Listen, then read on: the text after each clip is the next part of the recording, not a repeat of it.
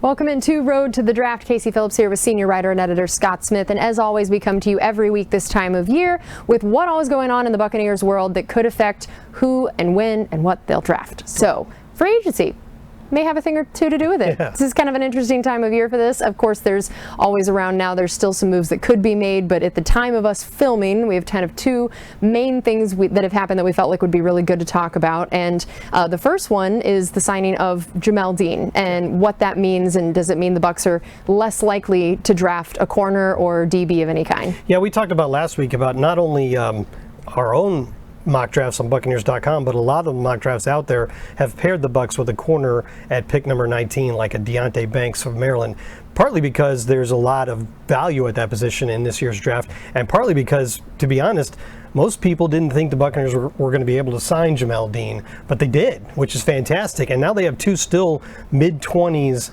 signed for several years outside corners in Carlton Davis and Jamel Dean, and it's clearly not a need outside corner right now. However, if you look at the depth chart, you don't really have an obvious candidate to play in the slot. And I say that because head coach Todd Bowles has said that Antoine Winfield Jr. is going to focus on one spot this year. Last year he was playing kind of hybrid safety and slot corner.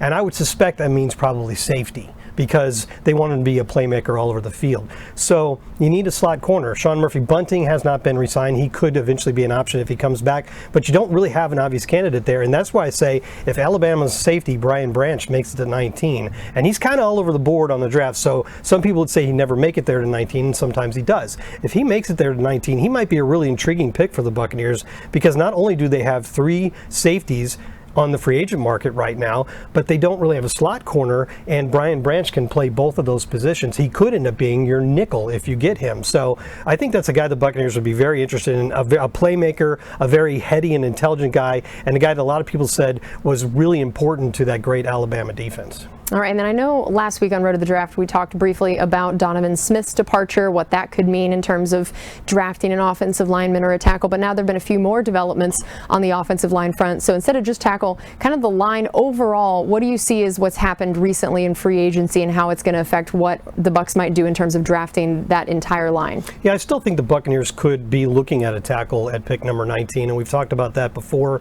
because it's been a little while since Donovan got released, and we talked in our show earlier today about how it's possible you could move Tristan Wirfs to left tackle. If you look at all the mock drafts now, it looks as if Paris Johnson Jr. of Ohio State, Peter Skoronski of the great Northwestern University, and Broderick Jones of Georgia will probably be gone by 19. But there's still a number of guys that in the next tier that the Bucs could have a shot at, like DeJuan Jones, like Anton Harrison of Oklahoma, and the one that I wanted to highlight here is Darnell Wright of Tennessee. He's a big guy. He's 6'5", 333 pounds. He's got a great wingspan.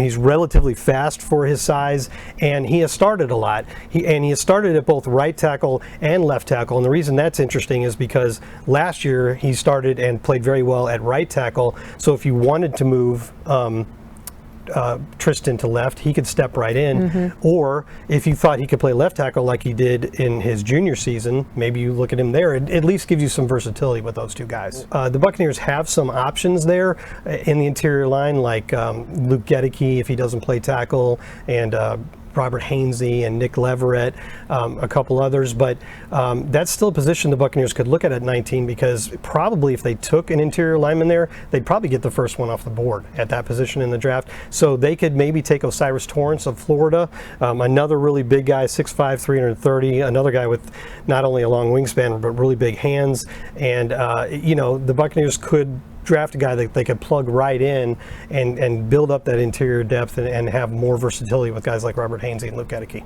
All right. I mean, man, the offensive line is yet again a position that's going to be so interesting this year. We said it last year, and it was interesting, and then now there's going to be some movement. A lot of movement, a lot of potential new faces, or even just same faces, different positions. It's going to be interesting to see in the draft and this whole offseason. That is going to do it for us on this edition of Road to the Draft. We'll see you next week.